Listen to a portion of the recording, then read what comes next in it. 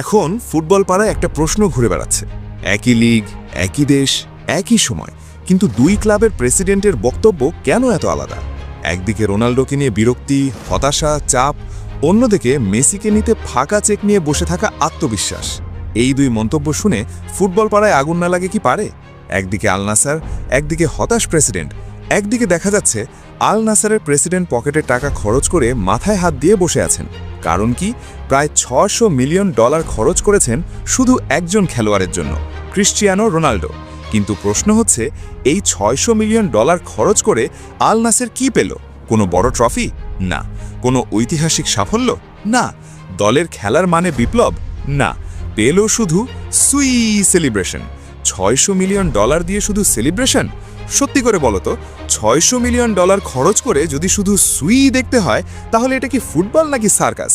না আছে ট্রফি, না আছে ড্রিবল, না আছে ম্যাচ বদলে দেওয়ার সেই রোনাল্ডো। রোনাল্ডো আল নাসারে যোগ দেওয়ার পর পেনাল্টি ছাড়া কয়টা গোল করেছে? ওপেন প্লে থেকে কয়টা ম্যাচ জিতিয়েছে? বড় ম্যাচে কয়বার দলকে টেনেছে? এই প্রশ্নগুলোর উত্তর আল নাসারের প্রেসিডেন্টের কাছেও নেই। রোনাল্ডো কি আল নাসারকে কিছুই দিতে পারেনি? আজ অনেকেই সরাসরি বলছে, রোনাল্ডো আল নাসারে যোগ দেওয়ার পর ক্লাবটাকে বাস্তবিক কিছুই দিতে পারেনি। না ট্রফি, না ধারাবাহিকতা, না ভবিষ্যৎ। এখন মনে হচ্ছে আল নাসারের প্রেসিডেন্ট নিজেই রোনাল্ডোকে নিয়ে বিব্রত হয়ে বসে আছেন।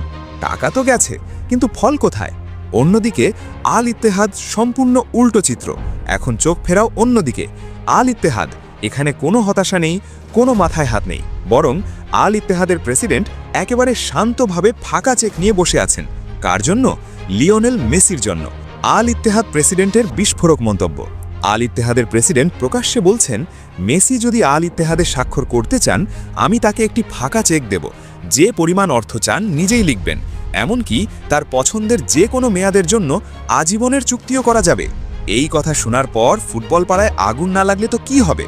কেন আল ইত্তেহাদ জানে মেসিকে নিলে লস নেই? কারণ আল ইত্তেহাদ বোঝে, মেসিকে নিলে কোনো লস নাই, ফ্যান পেজ এক্সপ্লোড করবে, স্পন্সররা লাইনে দাঁড়াবে, ক্লাবের ব্র্যান্ড ভ্যালু আকাশে উঠবে, লিগের মান এক লাফে বদলে যাবে। মেসি মানেই শুধু ফুটবল না, একটা সম্পূর্ণ ইকোসিস্টেম। মেসি টাকা দিয়ে কেনা যায় না, এখানেই পার্থক্য। মেসি ফুটবল খেলে মন দিয়ে, মেসি টাকার জন্য ফুটবল খেলে না। মেসির কাছে আগে সম্মান, দায়িত্ব, ইতিহাস, তারপর টাকা। এই কারণেই টাকা দিয়ে মেসিকে কেনা যায় না, তাকে বুঝতে হয়। ইন্টার মিয়ামিতে মেসি যোগ দিয়েছে প্রায় 2 বছর হলো। এই 2 বছরের মধ্যেই কি করেছে? MLS কাপ এনে দিয়েছে।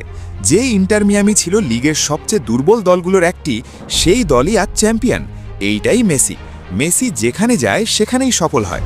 বার্সেলোনা ইতিহাস, আর্জেন্টিনা বিশ্বকাপ, PSG trophy, inter Miami MLS cup. Messi যেখানে যায় সেখানেই সফল হয়। এটা কাকতাল না, এটা ধারাবাহিকতা। রোনাল্ডো বনাম মেসি, তুলনাই হয় না। এখন আসি সবচেয়ে বিতর্কিত জায়গায়। সত্য কথা হলো, কোনো দিক থেকেই মেসির সঙ্গে রোনাল্ডোর তুলনা হয় না। ট্রফি দিয়ে না, সেলিব্রেশন দিয়ে না, মার্কেটিং দিয়ে না। মেসি মাঠে খেলেন, রোনাল্ডো এখন নাম নিয়ে খেলেন। ফুটবলের ইব্রাহিম মফিজ বলেছেন, রোনাল্ডো মেসির থেকে শুধু বয়সেই বড়, বাকি সব দিক থেকেই ছোট। এই কথাটা কি মিথ্যা? মাঠে তাকাও, পারফরম্যান্স, প্রভাব, দলকে টানা, সব দিক থেকেই মেসি এগিয়ে।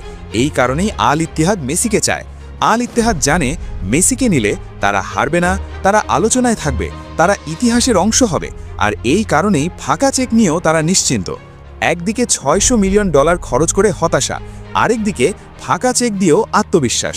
একদিকে রোনাল্ডো নিয়ে বিরক্তি, অন্যদিকে মেসিকে নিতে আগ্রহ। এইটাই বাস্তবতা। এই কারণেই আজ ফুটবল পাড়ায় আগুন লেগেছে। ভিডিও ভালো লাগলে লাইক, সাবস্ক্রাইব আর শেয়ার করতে ভুলবেন না।